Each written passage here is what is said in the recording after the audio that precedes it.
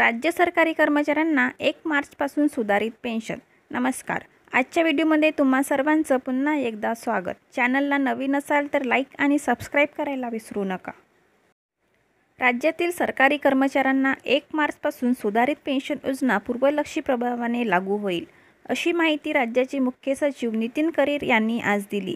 याचा फायदा सुमारे 8.5 लाख सरकारी कर्मचाऱ्यांना होईल. राज्य सरकारी कर्मचारी मध्यवर्ती संघटनेच्या प्रतिनिधींची राज्याचे मुख्य सचिव नितीन करीर यांच्या दालनात बैठक झाली.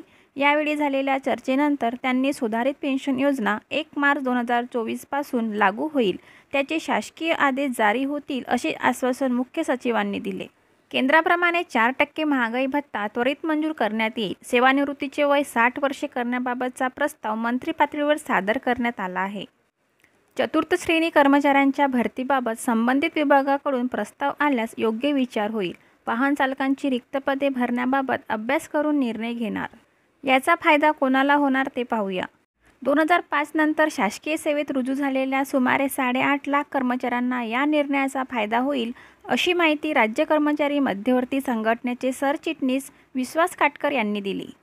तर या सर्व मागण्या पावसाळी अधिवेशनात देण्याची अधिसूचना. राज्यातील सरकारी व निमसरकारी कर्मचाऱ्यांच्या सुधारित पेन्शनच्या संदर्भात लवकरच अधिसूचना जाहीर होण्याची चिन्हे आहेत. येत्या पावसाळी अधिवेशनात हा प्रश्न मार्गी लागण्याची चिन्हे आहेत. भेटूया लवकरच नवीन माहिती घेऊन. तोपर्यंत धन्यवाद.